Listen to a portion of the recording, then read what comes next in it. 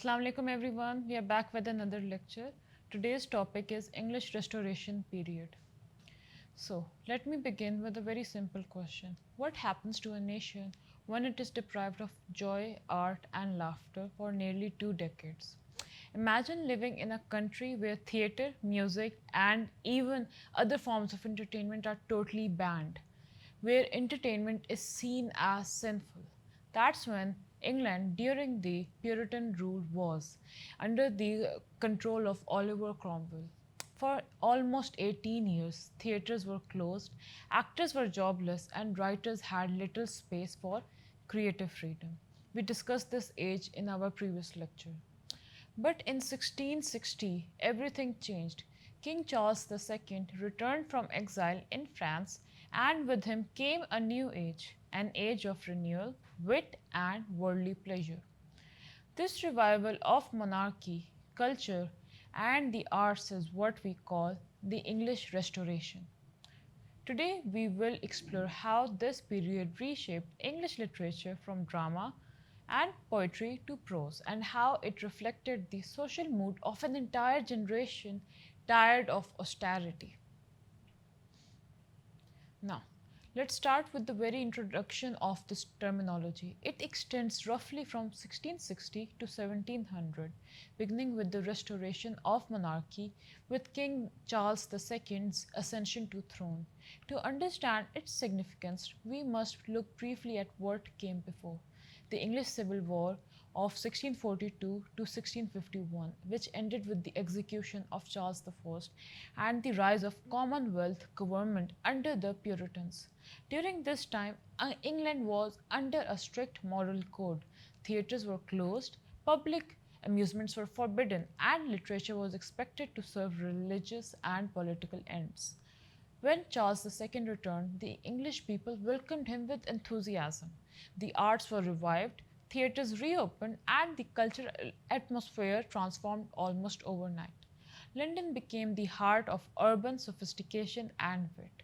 The Restoration thus represents not only a political change but also a cultural and moral reaction against Puritanism.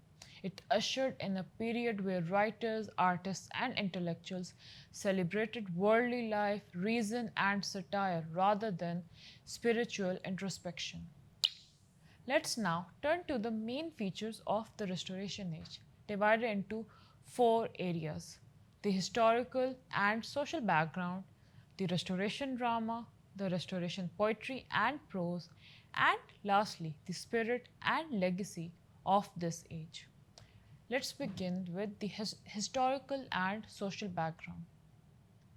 The Restoration period was marked by luxury, cynicism, and urbanity. Having experienced years of religious control, the upper classes now sought pleasure, elegance, and wit.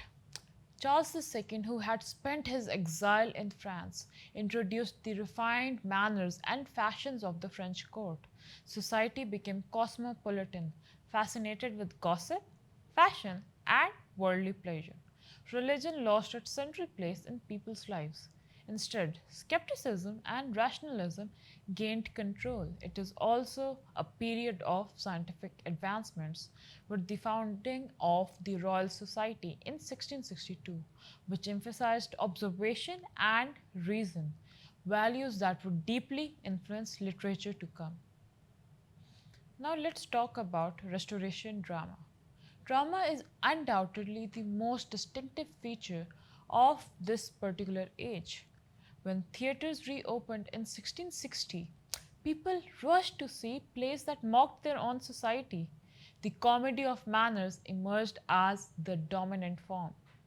The characteristics of this period and this drama was that it focused on aristocratic society, its manners, fashions, and scandals. Features wit, it featured witty dialogues, and also characters spoke in sharp, sparkling conversations.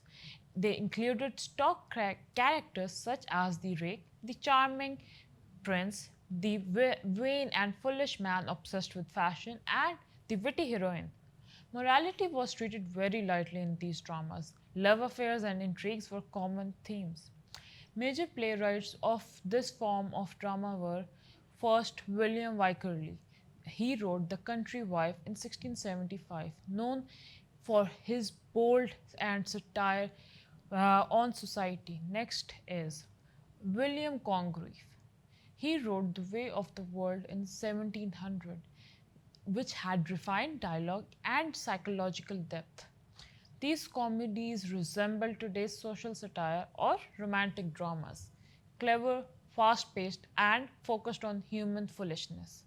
On the other hand, Restoration tragedy, often called heroic tragedy, emphasized honor, love, and lofty ideals written in grand language. John Dryden's work All for Love, published in 1677, is an excellent example, which told the story of Antony and Cleopatra. Now let's come to poetry and prose of this time period. Poetry in the Restoration Age shifted away from emotion and imagination towards reason, precision, and satire. John Dryden, again, often called the father of English criticism, dominated the age. His Absalom and Accipital is a brilliant political satire using biblical allegory to comment on real political figures. He mocks poor poets with biting humor. Dryden also shaped literary criticism with his Essay of Dramatic Poesy, where he argued for balance and decorum in art. Poetry now sought order and clarity rather than emotions, paving the way for the Augustan age that followed.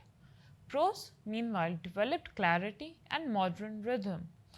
George Bunyan's work, The Pilgrim Progress, is a religious allegory, simple yet deeply moving, a reflection on the common man's faith. Samuel Pepys' diary gives vivid insight into everyday London, from the Great Plague to the Great Fire to court gossip. His work, though personal, represents the emerging trend of realism and self observation for society. Next, let's come to the spirit and legacy of this age. The Restoration spirit can be summed up in three words: wit, reason, and worldliness. It was an age of rational thought, satirical humor, and urban sophistication. While early ages had sought moral or religious truths, Restoration writers explored human behavior and social appearances. The influence of this period extended in the 18th century, shaping writers like Alexander Pope, Jonathan Swift, and Joseph Addison, who carried forward its ideals of clarity, balance, and wit. To conclude, the English Restoration Age represents a turning point, a movement from Puritan restraints to worldly expression, from religious passion to intellectual wit. It was an age that reawakened England's sense of laughter and life. Drama rediscovered the stage. Poetry found satire and balance. Prose became clear and realistic. Although often criticized for its immorality, the Restoration period laid the foundation of modern English literature.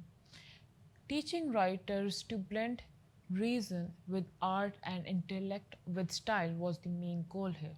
In short, the Restoration restored not only the monarchy, but also the human voice of joy, laughter, and wit to English letters.